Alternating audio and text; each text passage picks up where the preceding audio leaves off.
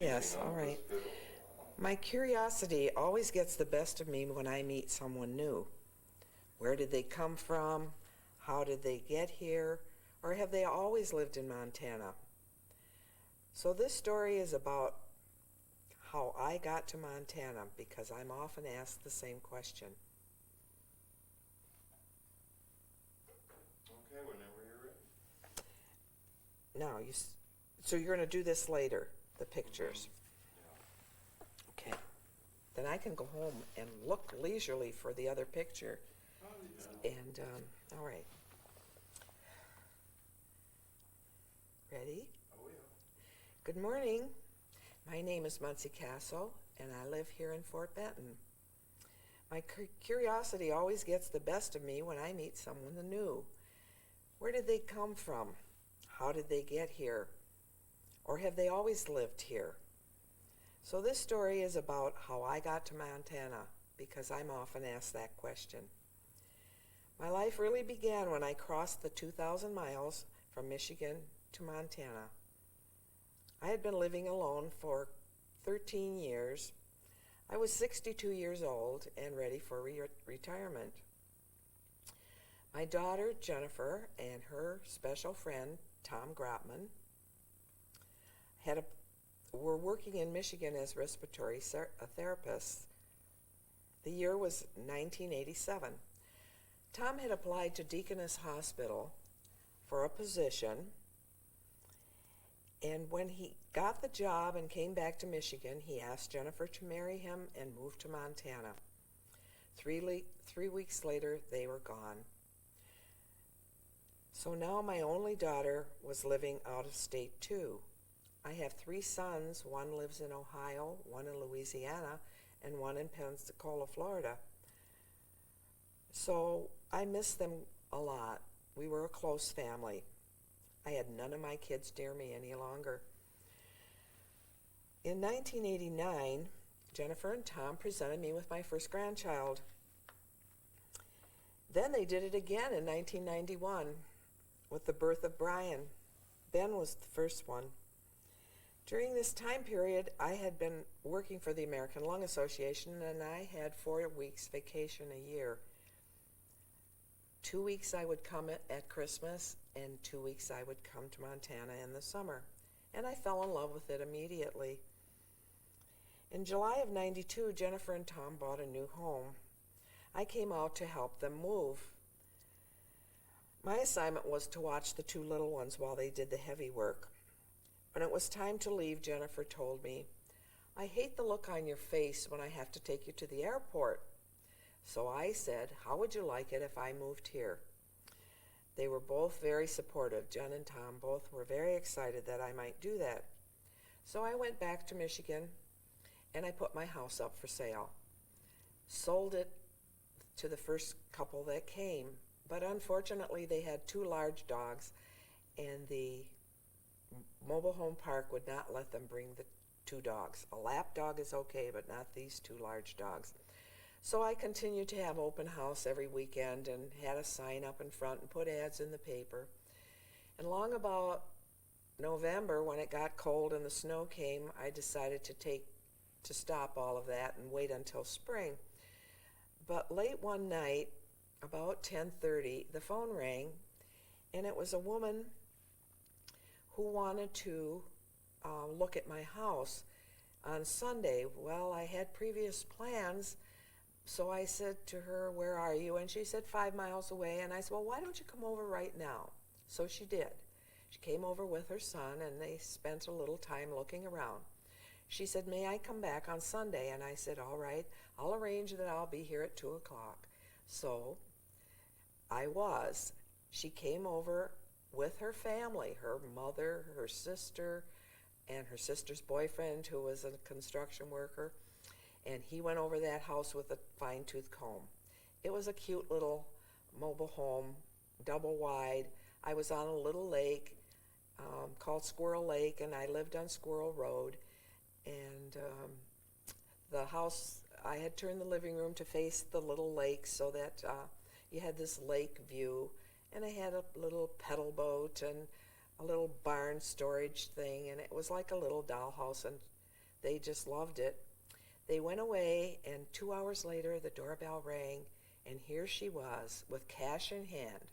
Bought the house, no arguments, no about price or anything. And since I had arranged with the moving company to move when I had sold the house before, I called them up the next day, and they said, we'll be there in 2 weeks. I gave my notice at work, and then started packing.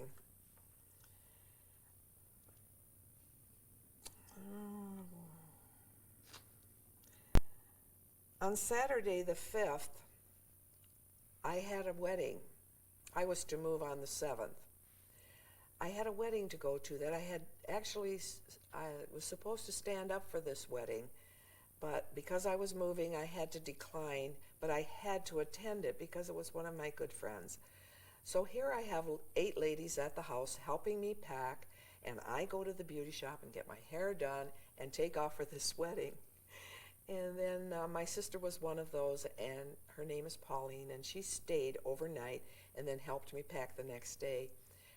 That day, 17 people came to help me move.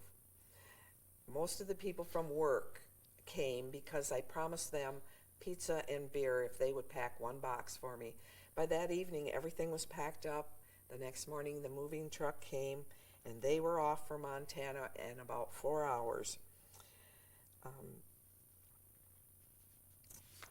I took off then too and left Auburn Hills where I lived, and I went to my sister's house to sleep for the night. Got an early start the next morning at 6 o'clock, and I drove to Rockford, Illinois, where I had a dear friend, and stayed overnight with her. When I left her house the next morning, there was a terrible fog for about 2 hours. I had to drive very slowly and carefully, and then it finally dissipated.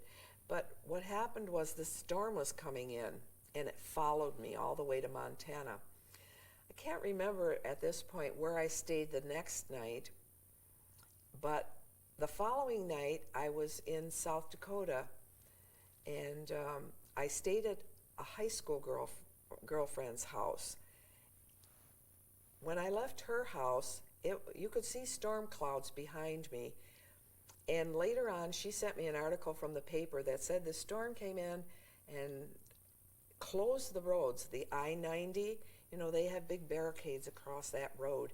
And when the snowstorms come, they close those. So the freeway was closed. So I was just ahead of this storm all the way into Great Falls. And I arrived here about 4:30 on the 11th of December. My daughter had arranged for a really neat little carriage house, and as I'm told, this picture will come on as I talk about these houses. And so I moved into that little carriage house, and it was right in the middle of Great Falls on 6th Avenue North, right behind the museum. So I had a really good location to go to the mall where I walked every morning while it was cold. When it got warm, I started walking on the River's Edge Trail. And then I was also close to Jennifer's. I was 10 minutes from her house, and it was delightful, but it got to be expensive because I couldn't get a job. I also attended some classes that the job service sent me to, but didn't have much luck. So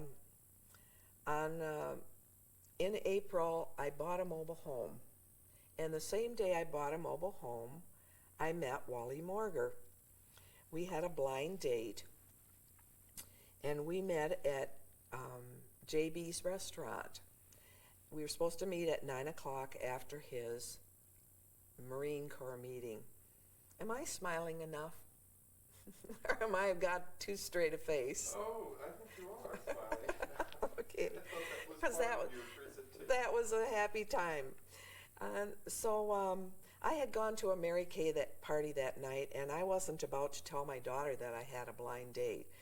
And we were the only 2 at this party, and so this lady fussed over us, and I had all this makeup on that I never wear really. I had mascara and rouge, and I suppose my lips were dark, and so eyeshadow.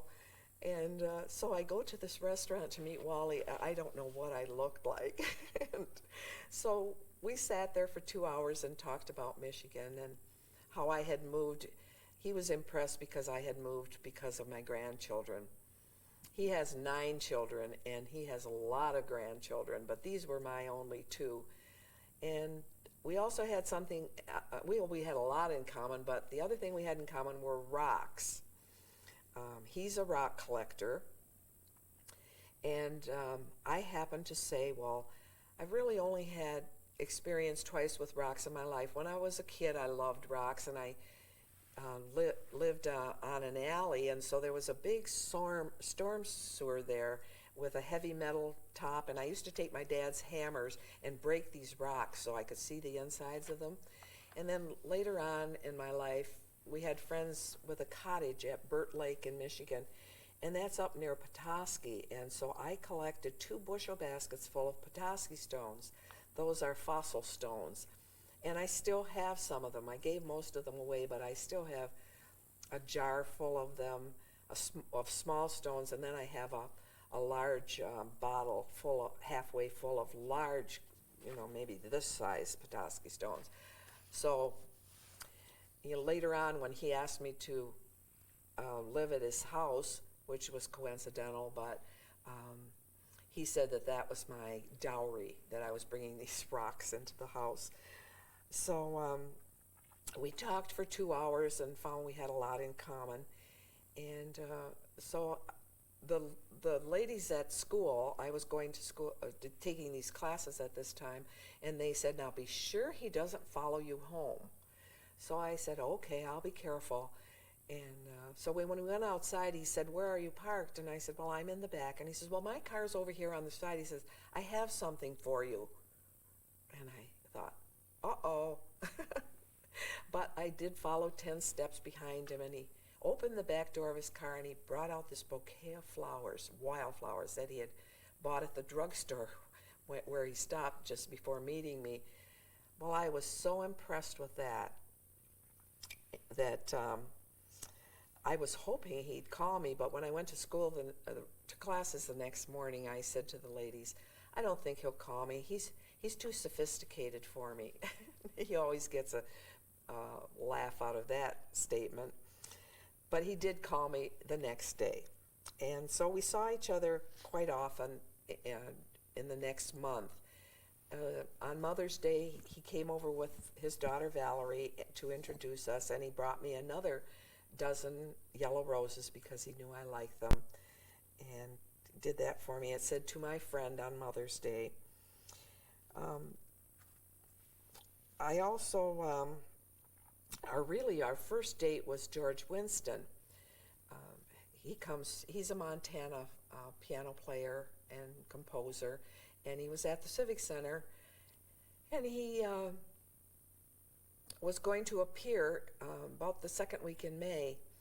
So my daughter knew I had tickets already, and she called me on her way to the hospital. She saw a big sign on Hastings that said, George Winston will be signing autographs at 12 o'clock. So she called me, and I said, to tell me, and I said, oh, I certainly will be there. And she said, you are going tonight, aren't you? And I said, yes, I have a date. And she said, you have a date? With who? And I said, well, you know Brian Morger, don't you? And he's an artist here in town. And she said, you have a date with Brian Morger? That's always brought a lot of laughs in our life. I said, no, silly, I have a date with his father. So we met that night, and we did have that first date, and then we saw each other, like I said, very often. A month later, on the Saturday before Memorial Day, Wally and I went to Jennifer's house to babysit, and that was the first time that she and Tom met Wally. We left there about 11 o'clock at night. He drove back to Fort Benton. He came back to my house at 9 o'clock the next morning, and we climbed around the Pishkin for about 3 hours. Then he came to my house and waited while I prepared dinner for 4 of my friends. And he left early. He left at 6 o'clock, and he had to do the cemetery. He had to do the flowers at the cemetery for the family plot. And that was the first time I didn't say to him, "Call me when you get home." Well, he got into an accident. He fell asleep on the way home near Kershaw. He hit the culvert, and he was helicoptered into Great Falls to the hospital. He had broken his nose, his jawbones, lacerations on the face, and Valerie called me at 10:30 and told me he was in the hospital. So the next day, when I went there, Valerie was there, and she said that she would take him home that evening and spend the night with him. But because I didn't have a job, would I come to Fort Benton and take care of her dad, because he had a mail route, and he needed to drive that 4 times a week. She would do the mail route for a week, but then I would help with that. And then he also needed to come back to Great Falls for an operation on his nose. So I did that. On Tuesday, I drove to Fort Benton for the first time, and on Wednesday, I took Wally back for his tests for his operation, and he stayed at the mobile home that I was in, and we took him for the operation the next morning. And then on Friday, I brought him back to Fort Benton and stayed to take care of him, and I've been here ever since. Did I talk about the part where I bought the mobile home the same day yes, I did, as I met him. Yeah. And so there also will be a picture of this mobile home. It was in the Highwood Park, and I love that one too, as well as the one I had in Michigan. This one was, the other one was a double wide, so it was 24 by 60. This mobile home was long, and it was 16 feet wide and 70 feet long, so it was nice and roomy, and I just love that home too. So that's how I got to Fort Benton, and I thank God every day for letting me be here in my golden years. How could I have been so lucky? Well, that was crazy. Bye.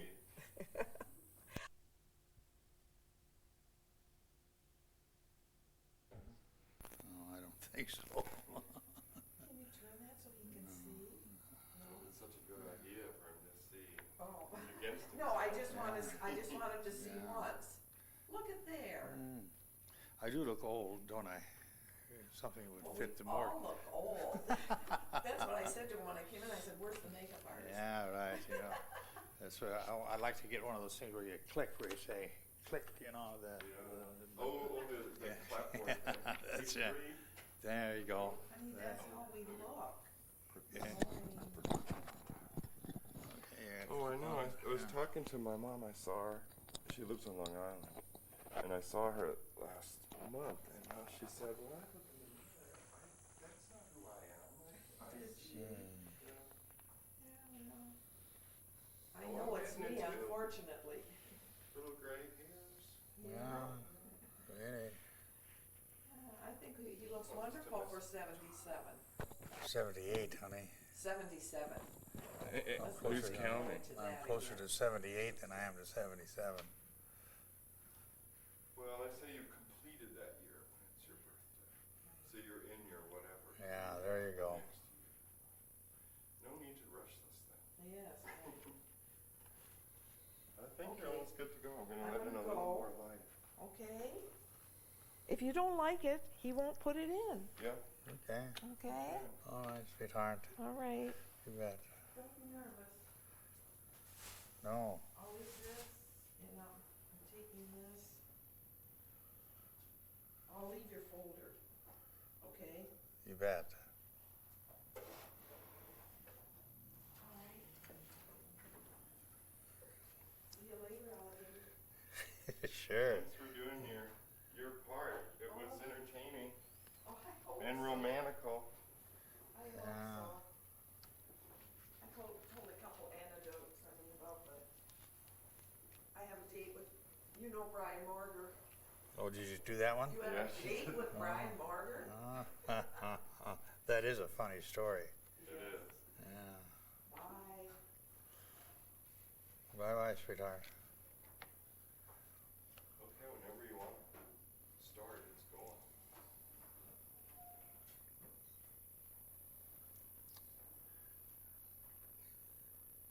You tell me.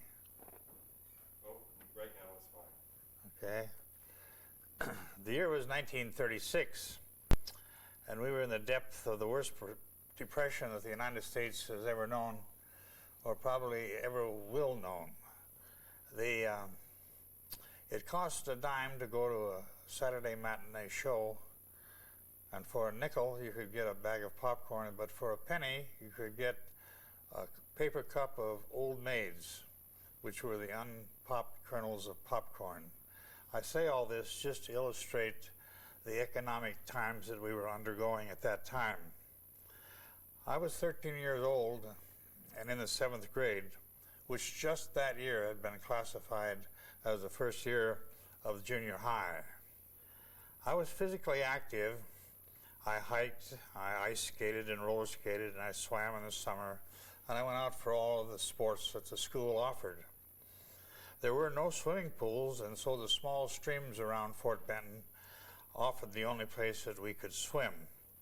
But eventually we came to the Missouri River, and we could swim in the river if we could qualify by doing a peer-to-peer swim. We played all the games that the kids played then, like kick the can and run sheep run, and in the snow time we played foxes and geese. I was also an avid reader at our beautiful Carnegie Library, and I checked out books on a regular basis. I had many favorite authors, but the one that most caught my fancy was a writer who epitomized the mystic lure of the North, or the Yukon as it was then known. One of his novels was a story of a dog's devotion to his master, not unlike Fort Benton's own saga of Shep. Jack London's tales wove a magic allure of the frozen wilderness that only the hardiest of men could challenge. There was the hunt for gold and silver, and the long, dark winter night endured by those who sought their fortune by trapping the exotic fur-bearing animals. These were silver fox, Arctic fox, marten, ermine, mink, otter, and beaver. And the wolf and wolverine skins were popular because in parkas, the fur did not frost up due to the breathing vapors. And so it was that my fantasy was aroused to become a trapper. A grown man in those days could earn $1.50 or perhaps $2 a day on a job if he could find a job. There was not much hiring going on. Because of an international demand for furs, the market for raw furs was still an area in which money could be earned. The homesteader had heavily trapped the beaver, coyote, badger, and weasel, but there was a large population of skunks. Not too many people trapped skunks for the obvious reasons. Hence, they had a very healthy proliferation. Fort Benton had become an area in which deposed and failed homestead farmers elected to settle. WPA and PWA had instituted work programs, and a number of these people enrolled in those programs. It was not a secure solution, but it did forestall moving, relocation, and also furnished a monthly allotment of groceries and also clothing. The groceries included things like flour, sugar, dried apples, figs, prunes, and occasionally they even gave clothing, including sheepskin coats. My father worked in the WPA program, and through him I came to know many of the people that were enrolled in those programs. Some of these people had moved in and taken residence in a shantytown area, which is now the high school parking lot. And one of those men was a man named Oliver Hill. Oliver was a tall, lanky man with facial features very much resembling Abraham Lincoln. I asked Oliver if he knew how to skin a skunk, and would he show me the procedure, whereupon he answered affirmatively to both. He also showed me how to set the trap. Perhaps it was because I had taken a half a dozen of cinnamon rolls to him that had been freshly baked by my mother. That, for some reason, seemed to make him more willing to help me. At any rate, after he gave me some traps, I was off and running. And when I say running, I mean literally running. Because in order to correctly supervise a trap line, the sets should be checked daily, which in my case meant before school. Having no transportation except Shanks Mare, I'm sure many of you know what that means, I was going to get a lot of good, invigorating exercise. No matter, the prospect of $1.50 for a skunk skin, or maybe even as much as $1.75 for the larger size, stimulated my 13-year-old imagination to John Jacob Astor heights. I was so excited. And so after tramping along the railroad tracks in the depot area, I set my traps mainly under wooden platforms that had been erected to protect the culverts from damage from falling objects. These platform structures afforded an excellent haven for all sorts of small animals, skunk being the main one. Wow! I actually began catching one, sometimes two skunks a week. I watched Mr. Hills skin the first couple of animals in an average of 15 to 20 minutes per each animal. I then endeavored to undertake the task, and in my first attempt, I accomplished this complete skinning after an hour or so. Excuse me. Oh, you can take a break or cough or because I'll edit it. Yeah, okay, that's fine. Written through it. I get a little dryness in my throat. We should have water on the set. I should have brought a glass of water because I'm accustomed to always having a glass when I talk. Should I get something? No, because I'm over halfway through. Okay. I'm all right. Thanks, Joel. Tell me when I'm ready and I'll go again. Anytime is fine. Okay? To properly condition a skin, it should be placed on a stretcher with the fur side in, and after a couple of days drying, it should be scraped and all the excess flesh or fat removed from the skin. We had a fur buyer who lived in Fort Benton, and with some trepidation that I went to his home to sell my first 3 skins. As I watched, he carefully inspected the hides. I nervously awaited his decision. Then he took out his draft book and proceeded to write. And he tore out one half of the draft, and I had my first check for $5. One of the hides had been a large one, which accounted for the larger check. What a bright world I was in. Everything was wonderful. At that time, I was then in the 7th grade, as I said, and my teacher's name was Anna Nigan. She was a stern-faced, large-boned lady, and I remember her with straight, pulled-back, black, gray hair, and she wore dark-rimmed glasses. She was a strict, not unfair disciplinarian, and we didn't act up much in her classroom. But, so with all good things, they must come to an end. I had gone to school on Monday morning after a weekend of hiking, trapping, and skinning my catch. I got there in the morning before the school began, and Miss Nagin passed my desk as I was diligently working on some lessons. Teachers in those days would walk up and down the aisles regularly. She stopped by my desk for a long interval, and finally she asked me, "Have you been around skunks, Wally?" My heart sank. and I know I must have blushed because my face felt hot. Naturally, in this suspended interval of time, I could hear my classmates snickering. With whatever composure I could muster, I told Miss Nagin that yes, I had been trapping skunks. Whereupon she said, I would suggest that you go home immediately and change your clothes.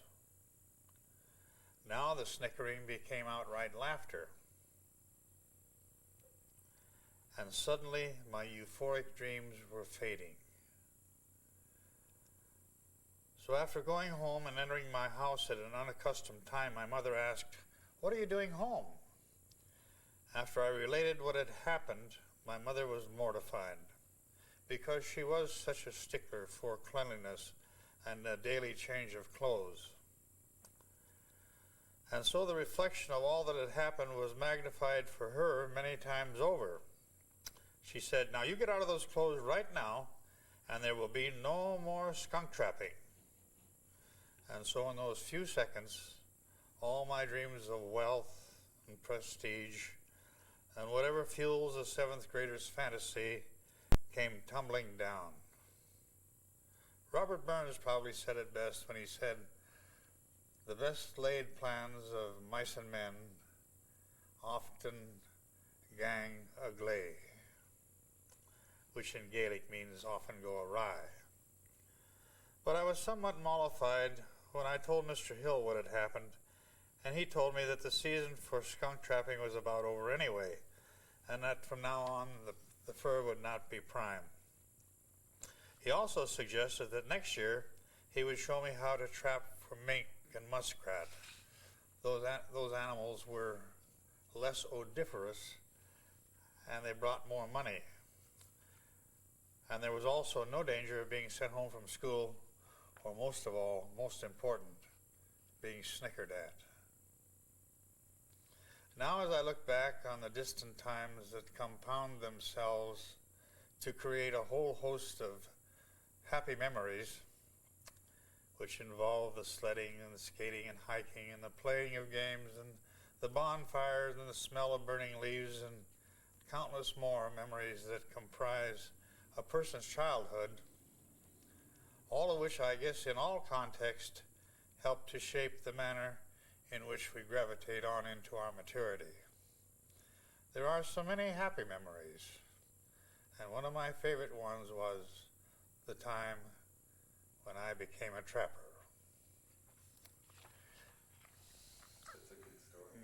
Yeah, do you want me to give you some on the props now? Oh, Yeah. I'll hand it up to you, but I'm not just Okay. touching. Sure. It's pretty wild. Yeah, this is fine.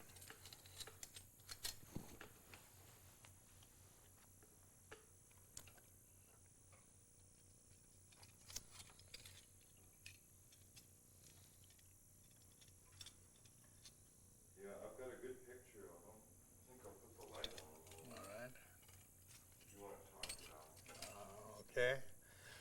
These are two of the favorite traps and trap sizes that were used for animals like skunk or mink or some of the smaller animals like the weasel or the ermine. This one is a standard set, size 5, and they're manufactured by the Oneida Corporation in Pennsylvania. And this is the common trap that was used for most sets.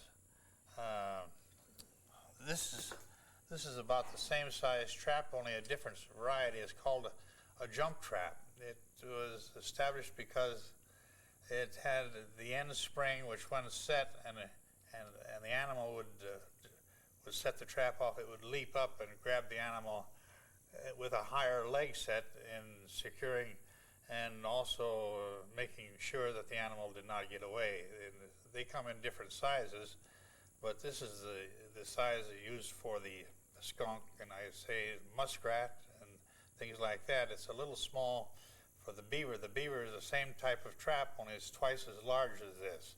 And so this is the one that was prevalently used by me in setting my skunks. Probably the most important thing in the endeavor of being a trapper was a knife that almost every farmer, homesteader had, and it was this style knife. It had 3 blades. The larger blade here was the one that they used for their skinning process, and it was kept razor sharp. So actually, I believe that some of the people told me that you could shave with it, and to be caught with a dull knife blade was a thing that was just not happening, because every home had a sharpening tool. The large middle blade was used more or less for some of the more heavy type duties, and this blade here was called a punch blade. So important, because at that time most of the people still had horses, and they were doing a lot of horse work, and in order to shorten and alter and do harnesses and bridles and stuff, you could punch holes in leather with this particular blade and make it so that they were easily securable. With all the knives had the bone handle, or the dark thing like this, and as I say, about every farmer or anybody had this type of knife for the many multi-purposes that was required. The only other really important feature of trapping was the skinning boards, because they had to be stretched and dried, and they came in all sizes, and I don't have any of those, but I'm attending some of the farm sale auctions around. Once in a while you'll see, and what do we have here? Nobody much knows what they are. They're a board that's tapered to the end so the head would fit over the end, and then stretched out to the broader concept of the rear animal. So those were 3 of the things that were very important to the trapping. So I remember, as I say, it's one of my favorite memories. Thank you.